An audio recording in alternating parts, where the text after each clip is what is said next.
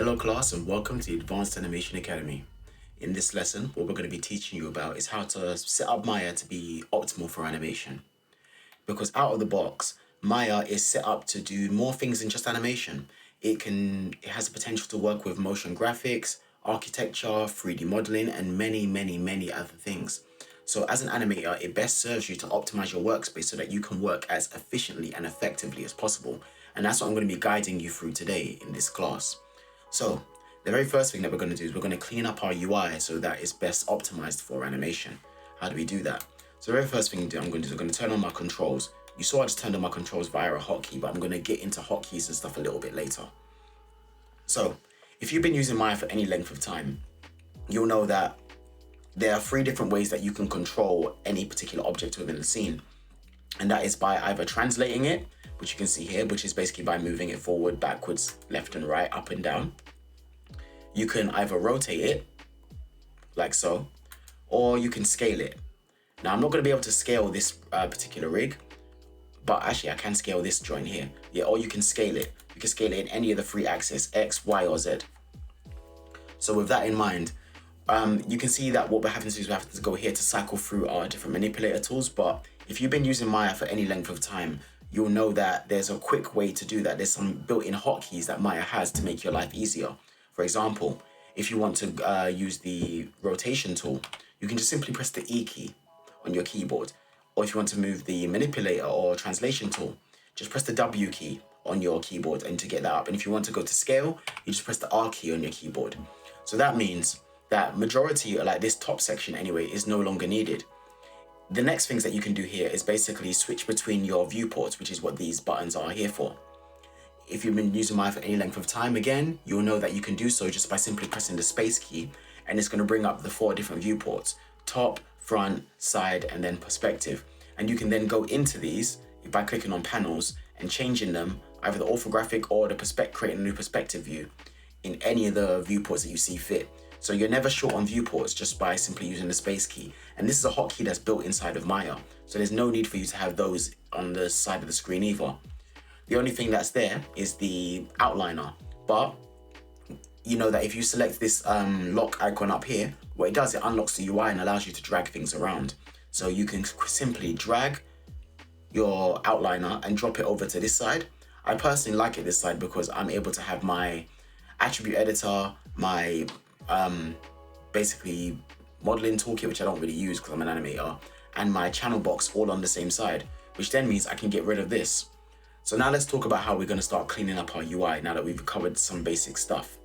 If you go to Windows, UI elements, and then we're going to click on these like dotted line up here, that allows us to tear off this menu. So we don't have to keep going in and out of that menu to start hiding and unhiding things. So the very first thing we can hide is we can hide the toolbox because we've established that we don't need that anymore. Now by default, Maya has this little line down here, which is the help line. The help line just basically tells you everything that you're doing within the scene. So if I select something, or I use a manipulator tool and I start scaling, you see it's telling me what it is that I'm doing.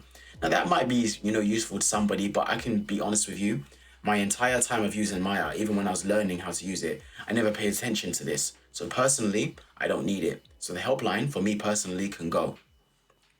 The next thing that you'll feel free to get rid of is your this little bar down here, which is basically your command line. The reason you don't need it is because you can just simply go up to Windows, General Editors, and then open up your script editor. Because all that you use this command line for is to enter Python or Mail scripts. And you can do that simply by opening up your script editor here and then loading your Python or Mail tabs over here. So there's no need for it. So I can simply hide my command line. The whole purpose of this lesson is to help Maya be optimized for animation. And by default, the timeline is quite thin. So what we're going to want to do is we're going to want to make the timeline at least triple or maybe even quadruple the size in terms of its verticality. The reason you're going to want to do that is just so it's easier to see. And yeah, that's the reason why I would use that. I would make that about 3 times the size. The next thing that we're going to want to do is we're going to want to hide our shelf because honestly, we don't really need it. And I'm going to show you why we don't need it. Because I've provided for you a script that allows you to basically have a floating shelf. So long as you have this, there's no reason for you to have the shelf up here.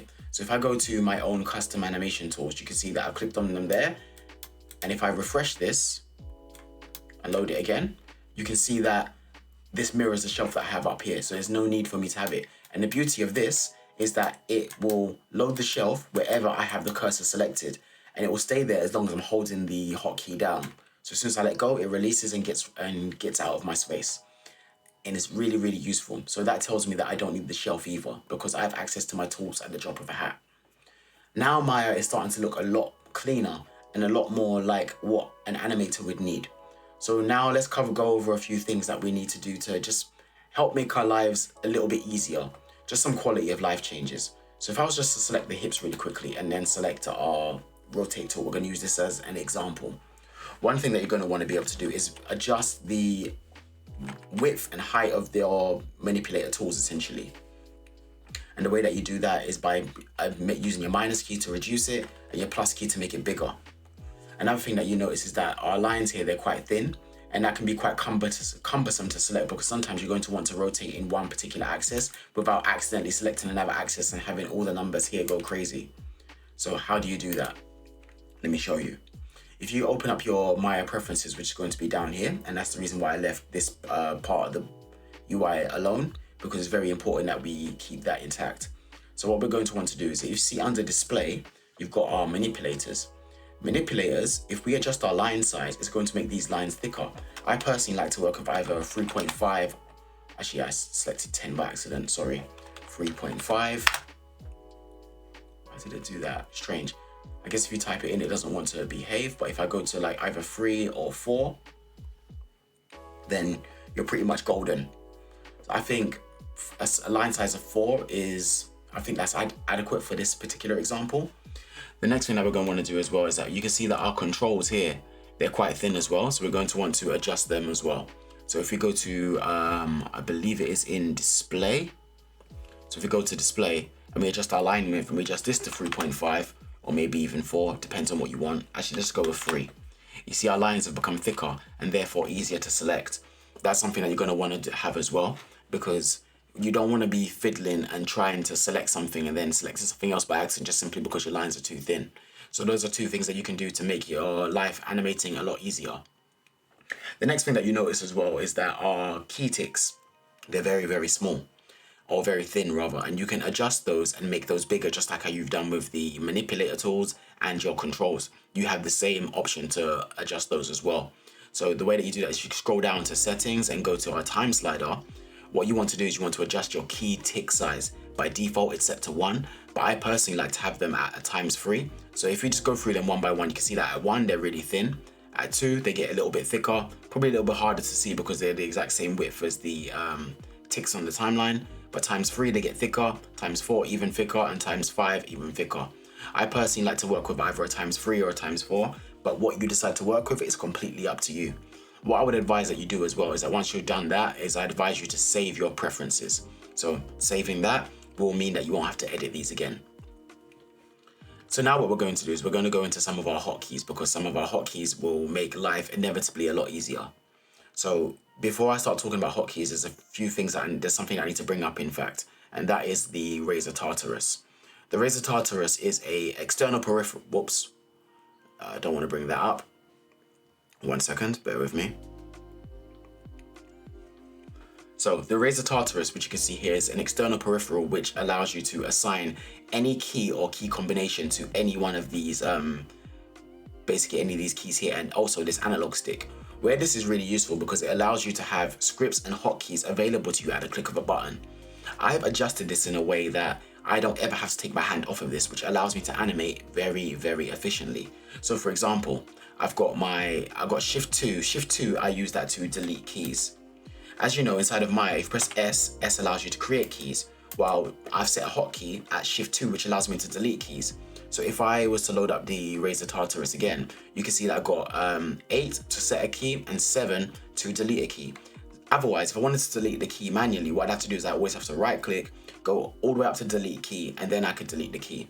That in itself can be quite cumbersome And I know that it's very, very quick to do so, but when you're doing that over and over again, you find that you rack up a lot of time just going backwards and forwards between menus. And that's the purpose of this, is these small things that will save you time and make you a more efficient animator. The other keys that I've got here is, like you can see, I've got other keys like Alt 0. And Alt 0, for me, I've set that to create a locator. Locators are really powerful for animators, and you can see here that what it's done is it will create a locator at the position and orientation of whatever it is that I have selected. The reason that's so useful is because if I need it to parent this something to store the animation information onto it, it's already locked to the position and rotation. By default, I've set the script to be at create them at a scale of 150, but you can adjust the script or just simply go in and change it to whatever you see fit. So in this case, we could say something like 10 could be more appropriate, but I made it at 150 so it's easy for you to see. Otherwise, if you wanted to create a locator, what you'd have to do, you'd have to go to all the way up to here to create. Then you have to go to locator, where it's going to create a locator in the middle of the world. Then you'd have to go here and scale it up. So let's just say we're going to scale it up to 10. Then you would have to click on it over here. And then if you don't have Animbot, you'd have to go into Maya's align tools, which are just simply not great. And then you have to go to the align tool over here, and then you would have that same result. Or you can use my method, delete that, and select your locator tool. So not your locator tool, sorry, I mean your control, and have that done at the click of a button. Saves you so much time. You can see here that if we go over here, we got Alt V. Alt V is the command for basically pressing play. So if I do that on my keyboard and press Alt V, it presses play. And also you press Alt V again, it will also pause the animation. So it means I've got play and pause at a click of a button. Another hotkey that's built inside of Maya is basically if you press either the comma or full stop, it allows you to cycle through the keys. So basically your full stop will go forward a key and your comma will bring you backwards a key.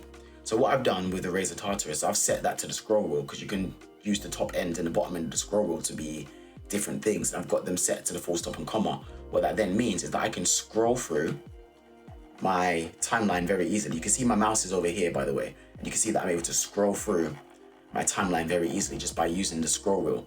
That is a very useful hotkey to have and a very useful functionality for you to have as an animator. There are many other things that I have as well. So I've got like I've got 9, which I've set to basically bake out any keys that I've selected, which is used for baking animation. I've got space, so if I wanted to just quickly switch viewports, I've got that done at the drop of a button as well. So I don't have to take my hand off of it. I've got F, which is just going to allow me to zoom in or focus in on a particular thing that I have selected. So if I select this and then press F, you see I can zoom in. And as I mentioned before, I can delete keys. And also I've got a hotkey for toggling on and off my controls. In fact, there's many hotkeys that I have, and I'm going to show you how to access them right now. So if you go to Windows, Settings and Preferences, then go to Hotkey Editor, give it a second, it's going to load up the window. You can see here that I've got a hotkey set as Jerome Maya hotkeys, because these are all the ones that I have selected. So if I go to Custom Scripts, you can see here that these are all of the scripts that I have like set as hotkeys. So snapping locators, access space switch, which is actually a good one, which I'll go into right now. So access space switch, let me get this off the screen. So access space switch, what does that mean? So right now, if I'm gonna select the leg, so it'll be easier for you to understand. So you can see here, let's go with our manipulator tool. Right now, you can see that our manipulator tool, it's basically in the world space, and you can tell because it's facing forward and it's not in line with the rotation of the leg. However, with one hotkey, as you can see where I pressed one button, it's now in line with the control that I have selected. And I can do that at the drop of a button. That also applies for my rotation, and it also applies for my scale. For me to achieve the same thing inside of Maya, I'd have to, one, undo all my changes and go back to Maya Classic. So let me actually do that, because I don't mind. I've got my own personal UI set up. So we're going to reset the workspace. And then for me to adjust the scale, I'd have to double click to load up the tool settings. And then I have to go in here and change it from object to world. And then that's changed it. But you can see if I come off of that, you see my cursor is over here. If I press the button, which is 11 on my keypad, which is assigned to my access space switch script, you can see I can quickly toggle between them. And you can see over here that is toggling between object and world, regardless if I have my rotate, my translate, or my scale selected. So these are little things that are time saving and very vital for you to implement within your workflow as an animator. So I heavily advise that you buy like the Razer Tartarus or a peripheral that allows you to do the same thing, because it saves you so much time. As an animator as well, one of the most common tools that we use is the graph editor. I have that set to a hotkey, just simply by pressing 9 on the keypad. So if I select a control and I press this, you can see that I've got my graph editor popping up. So what I'm going to quickly go back to my Jerome animation UI, because it's a lot cleaner and more optimized for animation. And when you do set up your workspace however you want, one thing that you're going to want to do is you want to go save current workspace, and then you can give it a name. Then you want to go to File and then Save Preferences, and then that's going to allow you to have your preferences and everything that you've just done already saved. So that's going to save you a lot of time as well. So you can see here that my manipulator tools, the lines of them are not thick anymore. That's because I forgot to adjust it. So let me just adjust this to, let's just say 5. Let's go here. Yeah, perfect. That is perfect. Cool. And then if I adjust my handle size on this, let's adjust this to, let's say 50. And then for the scale tool, it's done the same thing. And I think that's acceptable for me to work with. So I'm going to save this. And now my Maya is basically set up for me to have this whenever I load up any scenes. Really useful, saves me a lot of time. So are there any more hotkeys that I should make you aware of? We covered delete key, we covered our toggle controls on and off, we covered our access space switch, we covered our copy and paste key. That's one that I actually haven't covered for you as well. So what I've got on the Razer Tartarus, again, let me load that up, is I've got keys that allow me to copy and paste. So if I grab my Alt 9 and then my Shift Alt C, I've just assigned that with a script that allows me to copy and paste my keys. Otherwise, what I have to do is to copy keys, I have to go right click, copy, then I have to go over here, then I have to go right click, paste. But now, at the drop of a hat, I can set a key, copy it, go over here and paste that same key, just like that. Hold on a second. Copy it and paste it just like that. That in and of itself is a time saver. Being able to copy keys, paste keys, add keys and delete keys all at the space of one button saves you so much time. I've got an Euler filter, I've got a script editor set as a hotkey as well. And here's the best part. All of these hotkeys are available for you because I've uploaded my Maya preferences in the download links above and below this video. I've also provided a link to the Razer Tartarus peripheral for you to buy, and honestly, use it because it will save you so much time as an animator. I've uploaded my preferences, which are going to contain my workspaces as well, so you don't have to go through and create this workspace. If you download my preferences and install them, then you'll have your UI look exactly like mine, and you'll have access to all of my hotkeys just like that. And if you are if you've signed up to any one of my courses, you'll automatically get a hold of all of the scripts that I use as well. So you automatically will get the hotkeys, and any hotkeys that have scripts baked into them you'll have, but any external scripts and plugins, you'll need to be a member of the Advanced Animation Academy to have access to those. But nonetheless, it's been a pleasure teaching you, and this is how you set up Maya to be the most optimized for animation. It's been a pleasure teaching you as always. My name is Jerome Rodgers-Blake, and I look forward to teaching you in the future. So until then, take care.